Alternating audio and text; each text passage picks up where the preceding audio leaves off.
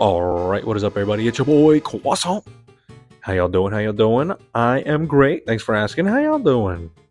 That is great to hear, and if you're not having a good time, I'm glad you're here because today we got a good video, but a bad one at the same time because I need to know, is it getting too expensive to be a Nintendo fan? I don't know, guys. With the recent Nintendo Direct that came out, it got me thinking about what it really costs to be, a current, this generation Nintendo gamer. Right? Growing up, I had every single Nintendo console. I mean, even the handhelds, like the Color, the Advance, SP. I mean, I had the DS, 2DS, 3DS. I didn't have a DSi, but it's like I had a DS, so it didn't even matter. The Wii, I didn't have a GameCube, but I could play a bunch of GameCube games once I finally got the Wii. Nintendo Switch, and now the Switch 2. I mean, I wish I had the Switch 2, but I had, I do really want the Switch 2. And it got me thinking, because I do want the Switch 2, how expensive it's going to be to actually play and do the things that I want to do. And so today I'm just going to go into a really deep dive onto like some of the recent products, guys. And like I really want to know your guys' thoughts as to like obviously I've called Nintendo a greedy company. But I do want to know your guys' honest opinion because like some of these things I do agree are expensive as hell. But some things that I would be willing to pay. Because one, I do have some nostalgia for the company and the brand. But two, I really think the value, like Donkey Kong for instance, $70, I think the value is there. Now, the $20 DLC that just came out, I don't know, I don't see that value. So we're going to get into it today. But I want to know what your guys' thoughts. Have you bought the Switch 2? Are you going to buy some of the things that we talk about today, like the amiibos? And I'm really just curious as to what your overall opinion on the company is. Obviously, they do not have a good rep right now. But let's get into it. I mean, first, guys, let's talk about the console. I mean, the Switch 2 launched at $450, $500 if you get that Mario Kart bundle, and I think it's worth it. I think for the hardware that you get, and the features that it has, the touch screen is still there, the mouse controls, the improved Joy-Cons, and the magnetic clicking, so it's like more stable onto the console, bigger screen, more powerful hardware. You're actually able to play games at 60 frames. It's kind of bittersweet because you wanted to play 60 frames on the Switch 1, but the hardware wasn't that strong. So you have to understand that for the time, the Switch 1 was great. Because right now, Switch 2 is in a good spot hardware-wise. That's why I would pay $450 for it.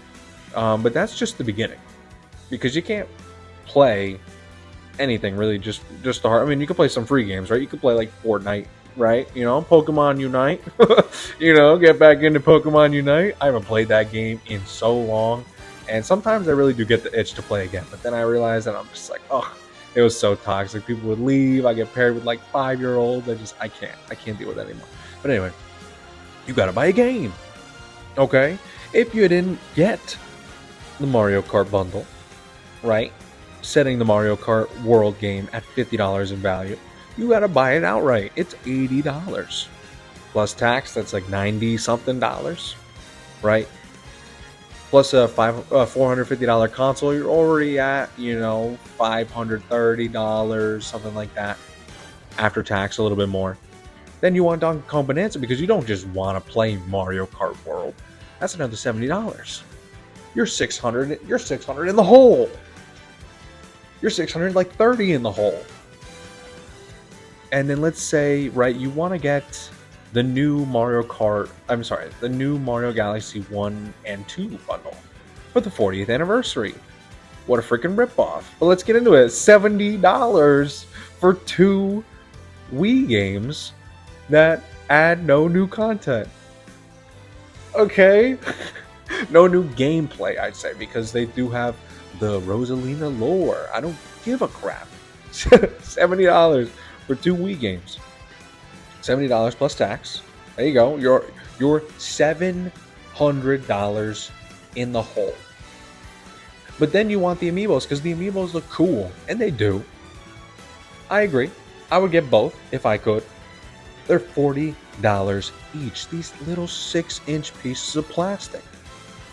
Again, they are really detailed and, officially made by Nintendo, all this crap. So they don't just 3D print it and then put it in a box and sell it to you, right? $40 each. So you're like, $750 if you only just want one of them.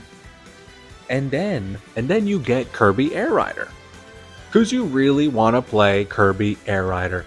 You haven't played it since the GameCube. And your nostalgia for the franchise is telling your wallet to just give up the fight. $70 minimum. I don't actually think we know the price of the game, but I'm going to guess $70. It could be $80. You're teetering on the verge of $800, but that's not all, because Kirby Air Rider just came out with an amiibo, but not just any amiibo, not customizable, but like interchangeable amiibos that also add a certain value because they level up in game, right? We're talking about the character and the cart that you're riding, and they all gain experience in game, but they're also interchangeable. So what does that mean? That means you can move character to it from one cart to a different cart, or put a different cart on a different character and vice versa. But by that logic, that means you need to buy both, because you can't just buy the cart. You have to buy the whole amiibo, which is the set, the combo of the rider and the cart.